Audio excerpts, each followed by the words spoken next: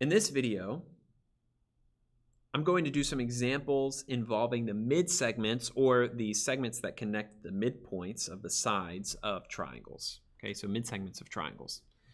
Now here we're saying that A, B, and C are midpoints of D, E, F, right, to the sides of D, E, and F. So let's just go ahead and mark that out, right? AE and AD are congruent.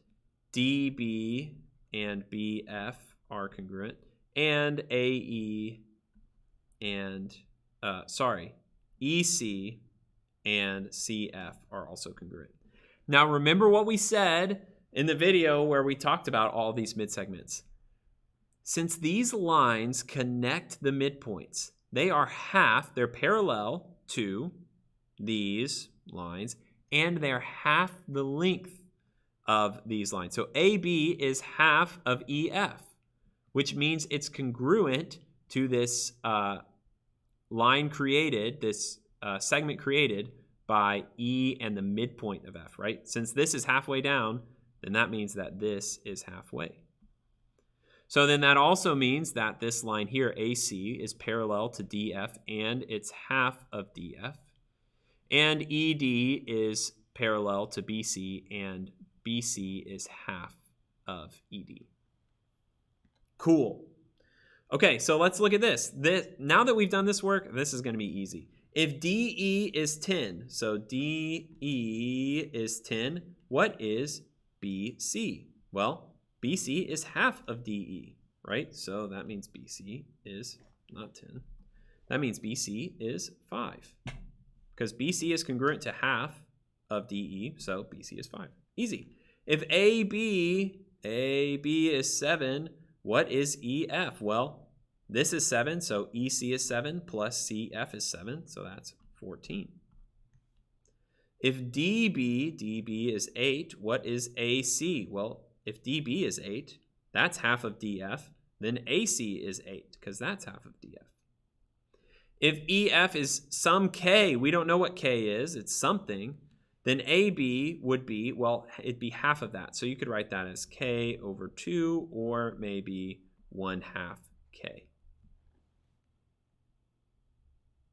So like we said, this AB is half of the big EF, no matter what number it is.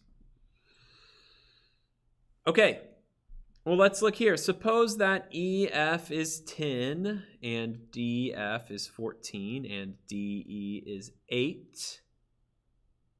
What are the lengths of the three sides of the following triangles? Okay, ADB. So let's go ahead and figure this out. EF is 10. Oops. So then that means that EC is half of 10, or 5, and CF is half of 10, or 5. I hope you can see that.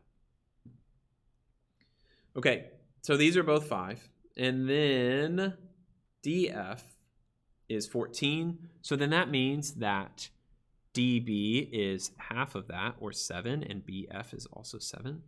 And the same with DE, right? If DE is 8, then this is 4, and this is 4. So then I can write it in here too, right? This is 4, this is 7, and this is 5. And now we have all our sides labeled. Man, our life is going to be so easy. ADB. Let's look at triangle ADB. Well, AD is 4. AD is 4. DB is 7, right? And AB is 5. Okay, let's look at CBF. Well, CB is 4. BF is 7. CF is 5. Okay, what about AEC? Well, AE is 4, and AC is 7, and EC is 5. Maybe you're seeing a pattern here. What about ABC, this one in the middle? Well, BC is 4, and AC is 7, and AB is 5. So, as I said in the previous video, what conclusion can you make? What conclusion can you make about these for triangles? What conclusion can you make about these triangles? They are Congruent. I used a different color to emphasize that. They're congruent. All of those triangles are congruent for any triangle if you're connecting the midpoints. That's crazy. I think that's so cool. Man, I hope you're asking why. That's a great question. And one I think you should explore for sure. Okay. Here we go. Given that D is the midpoint of CA and E is the midpoint of CB. So D is the midpoint of CA. E is the midpoint of CB. And DE is 3x minus 1. AB is 34. What's x? Remember, if I have a line and it connects the midpoints, which are D and E because they cut these 2 in half of two sides of a triangle, two things.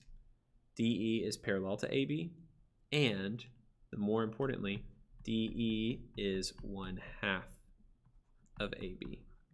So 3x minus 1 is half of 34. 3x minus 1 is 17. 3x is 18. Maybe I can be a little less lazy than that. Plus 1 on both sides, right? Divide by 3. So x is 6. Boom, baby. So those are some examples using the mid segments. You'll probably see some more like it. Hope that was helpful.